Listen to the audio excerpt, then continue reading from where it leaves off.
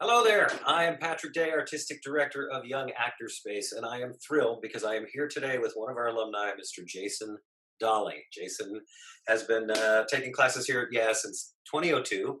He's best known for his starring role in Disney Channel series Good Luck Charlie, and recently he starred in the indie film Staged Killer. He also has a recurring guest star on ABC's American Housewife. You can also find him most days streaming video games on Twitch at twitch.tv/Jason Dolley. Jason, welcome. Thank you Thank for you. Thank you. It's good to be here. I'm excited for, good. for a little interview, a little walk down memory lane, a little bit everything.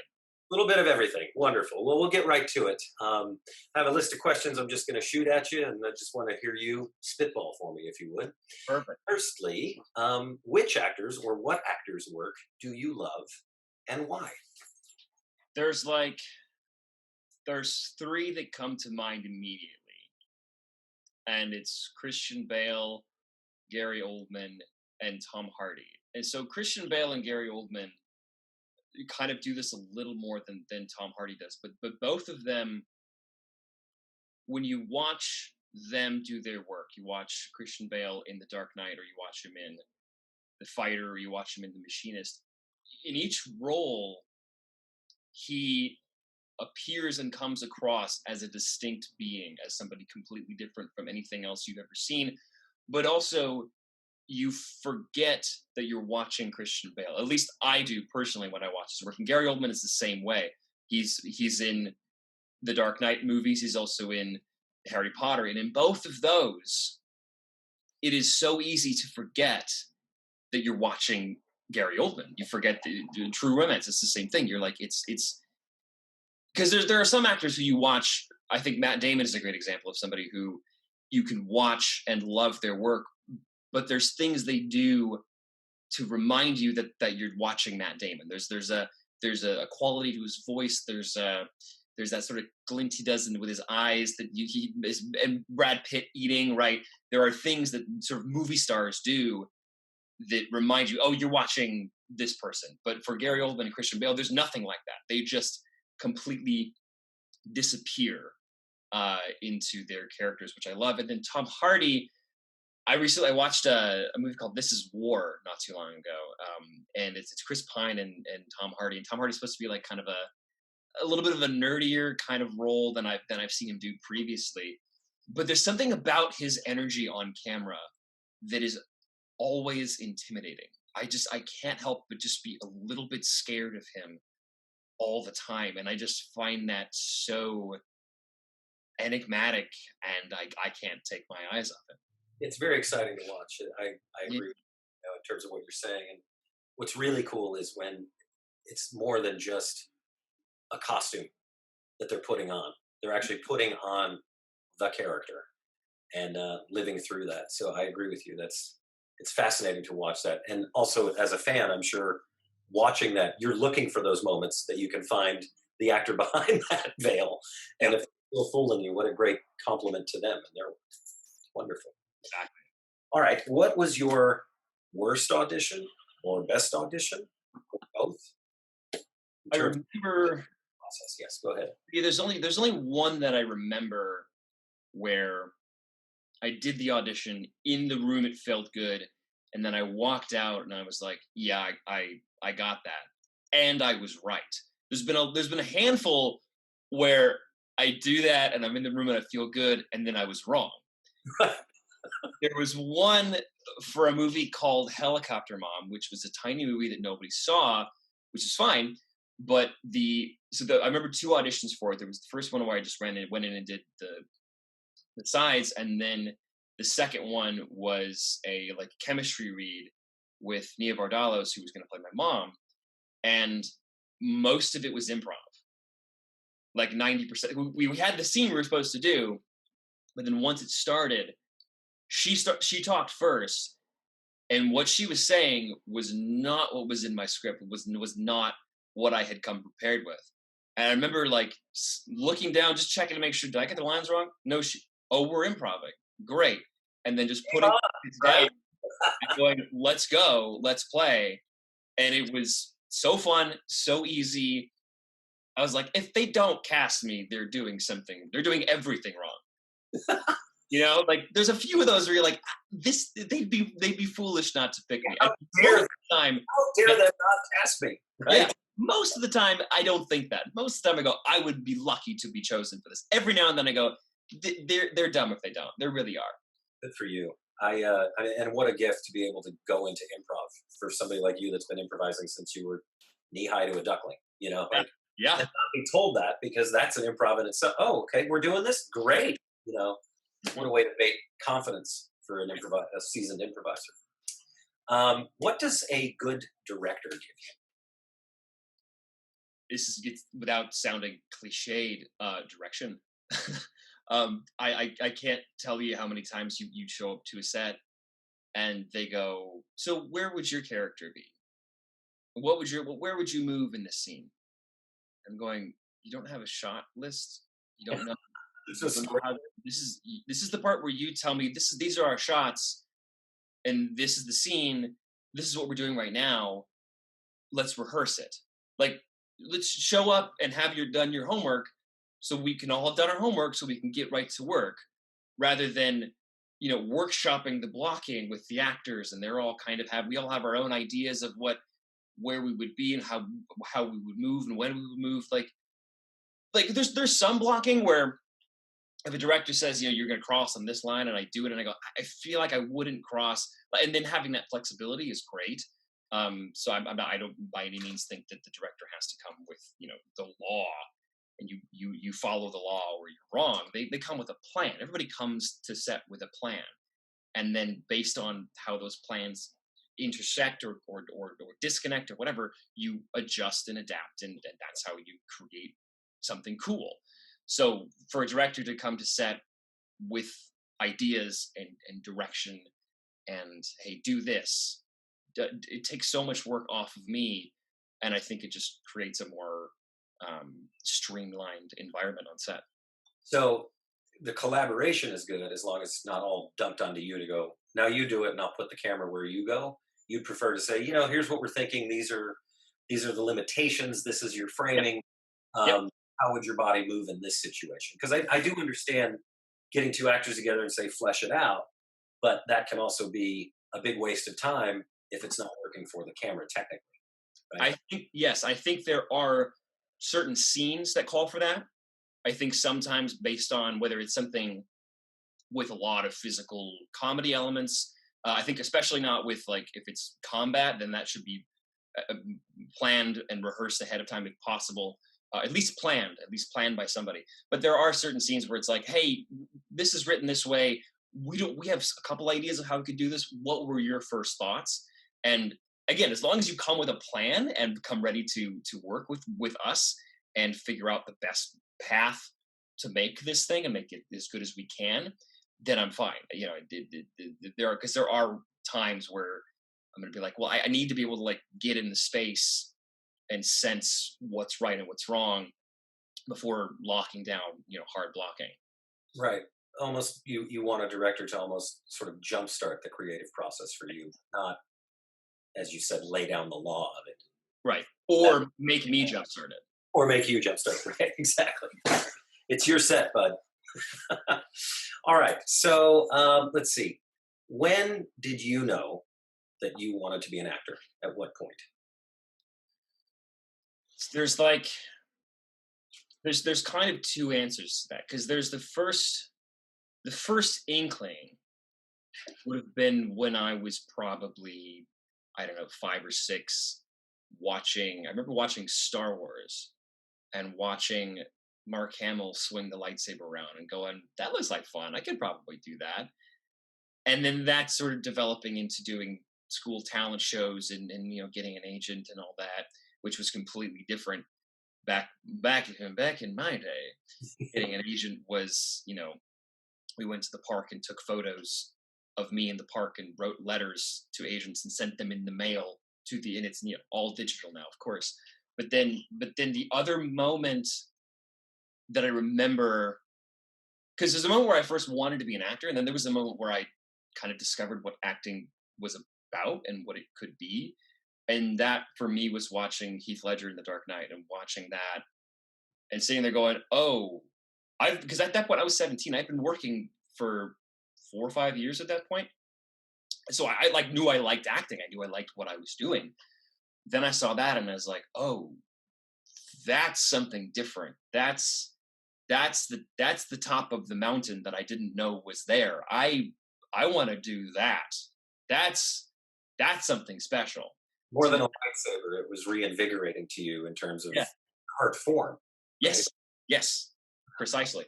So then that became the moment where I took what I was doing much more seriously and much more like an art form and something that I could grow and improve in myself and one day make it to the top of maybe not that mountain but a different mountain.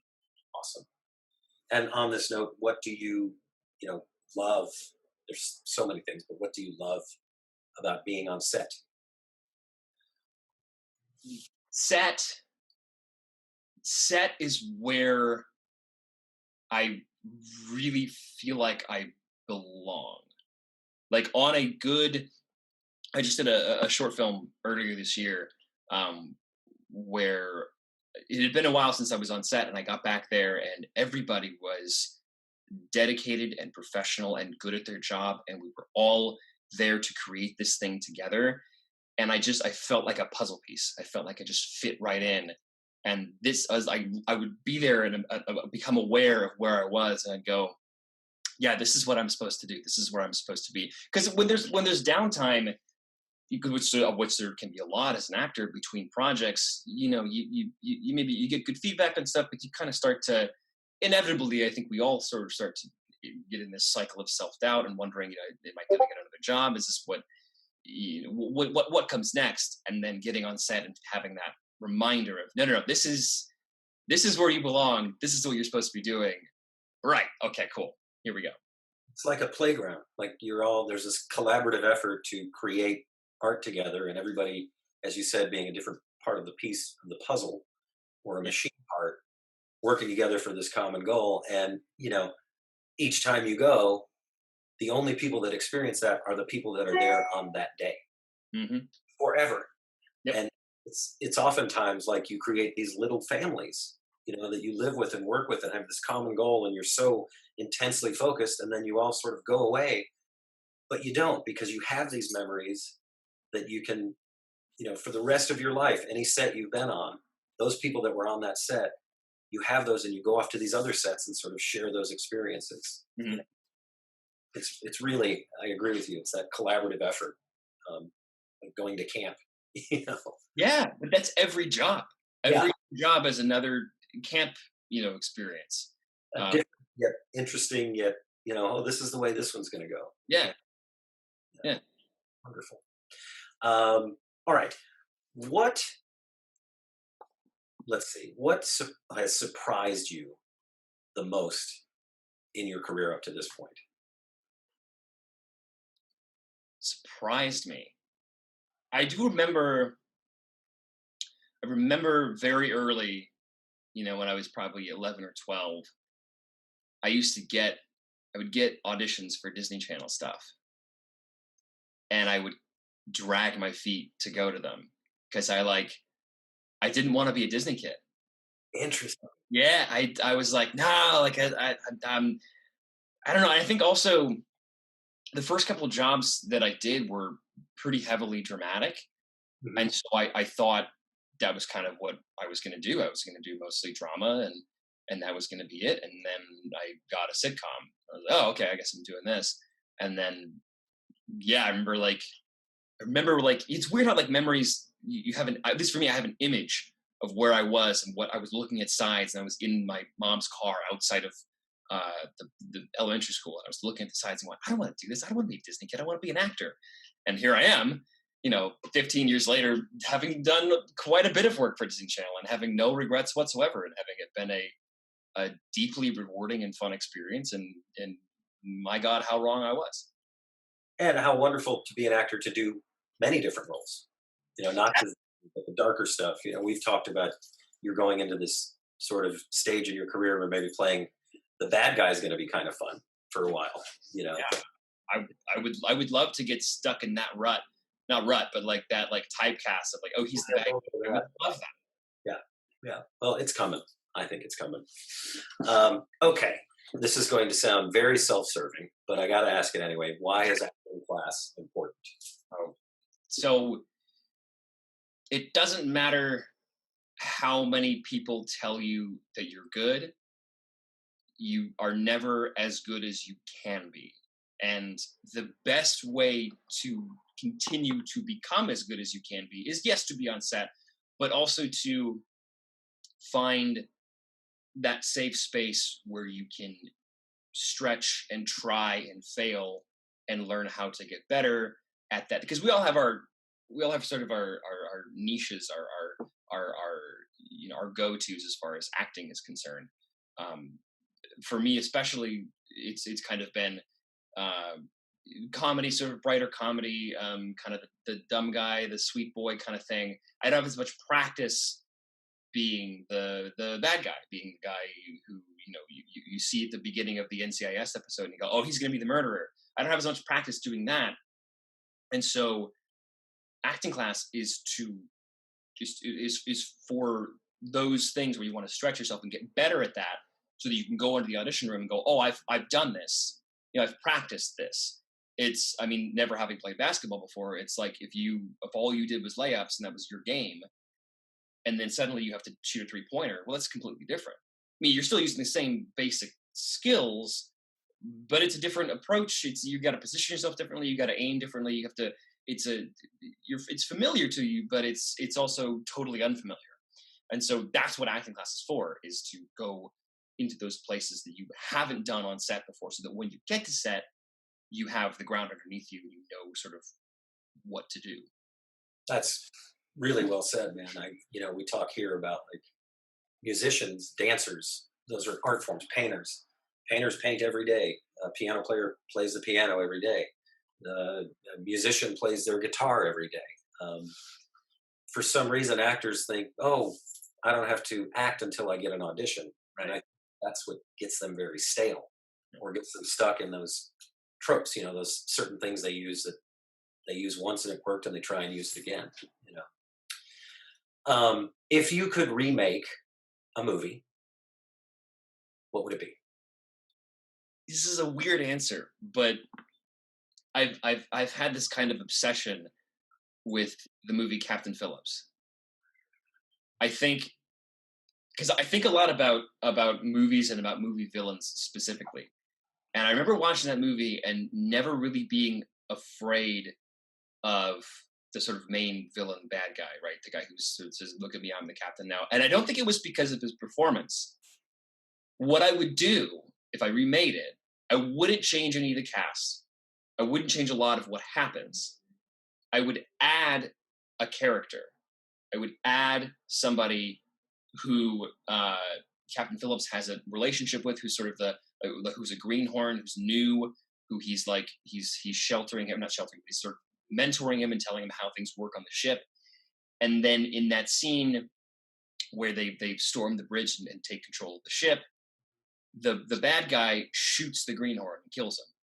Because I do think there's something about movie villains, at least most of the time, where if they don't kill somebody, or the threat of them is not immediately present, you don't see the consequences of their actions for your own eyes, they're not that scary. There's only so much brooding and weird voices they can do to make them scary. And so that's what I think was missing from, and it would have been a really cool movie if I'd been scared of the pirate guy.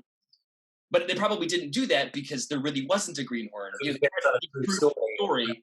Yeah. But anyway, that's a weird, like, very specific pitch for a Captain Phillips remake. I think it's great. Now, side note, you have aspirations of directing? Have you? Are you interested in that? It goes. I don't know.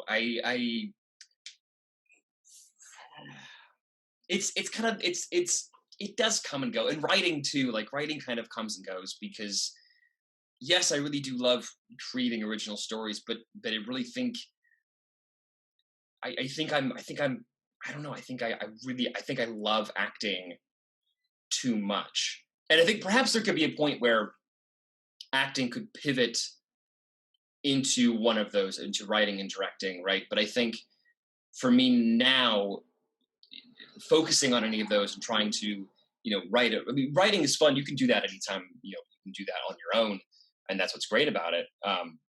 But not losing sight of acting being the thing that because it is the thing that I want to do, and it is the thing that if I didn't get to do, I would miss. You might take away the focus on directing something would take away from. Yeah. Try looking at that as possibly in the future, but I need to focus on this. Got it. Not only is this my most surefire way of getting into directing, but this is the thing that I, on a spiritual level, for lack of a better word, need to be doing. Good. Excellent. Tell us, you talked about stunts. Let's talk about your experience doing stunts, dangerous things like that.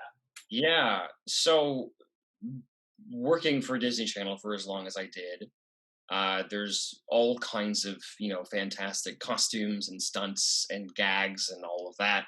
So I do have quite a bit of experience doing those sorts of things, and enough to the point where one time it went wrong, and it went wrong in a way that I will never forget. It was about probably a 10-foot fall where I saw an actor. I didn't see him. I didn't see the fall actually occur. I saw the aftermath, but he missed the pad.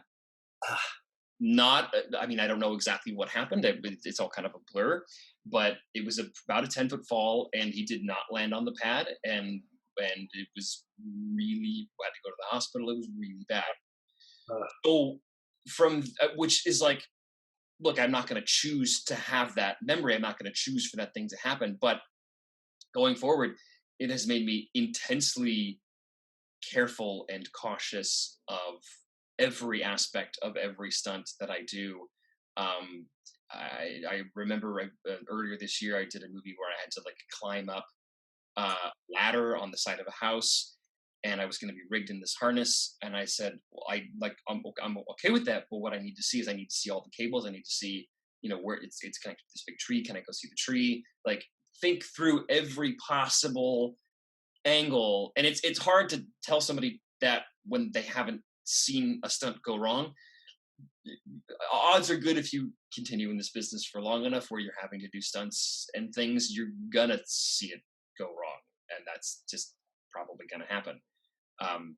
Hopefully it won't. Hopefully everybody is able to take those steps to prevent things from going wrong, but it's probably going to happen at some point, and then you'll have that extra fire to be like, no, we need to make sure we, especially for you as an actor, make sure ask all the questions you can. That's what they're there for. That's what the stunt people are there for, is for you to ask them questions and they can tell you. And in my experience, that endears you to them, as opposed to, the worry could be, if you ask too many questions, then they're going to think you don't trust them or whatever. And the good ones, that's not the case. The good ones, the ones that are good at their job and know what they're doing, are going to be happy to answer all of your questions, and they're going to welcome that kind of curiosity, because it lets them put your mind at ease. Exactly. I mean, if you're going to bruise somebody's ego, better bruise their ego than break your leg, because right. And that's leg, then we have to stop shooting, set us down. I think that's so very important. We reiterate that all the time about how you have to take care of you, because you are in the business of Jason Dolley Enterprises. Yes. And if somebody gets hurt in your company, what do? And there's also what comes along with being on set, along with all the joys, is that false sense of security where you show up and it feels like everybody's been there for weeks. Mm-hmm. They've only been there maybe an hour longer than you if you have that early call time, but it feels like it because there's lights and generators and food, and it's like Disneyland. Mm-hmm. But that doesn't mean they've crossed all their lines or dotted all their I's necessarily. Oftentimes they do, and even if they do, accidents happen. That's why they call them accidents. So I'm so glad you learned that, and unfortunately somebody got hurt, but maybe that was a good lesson for you to learn moving forward. Yeah, I'll either way, I'll take it. Yeah, great. Last question for you. What would you like your grandchildren to remember about you when you are no longer around? Whoa. Too cryptic. But Yeah. Um, I don't know. There's a part of me.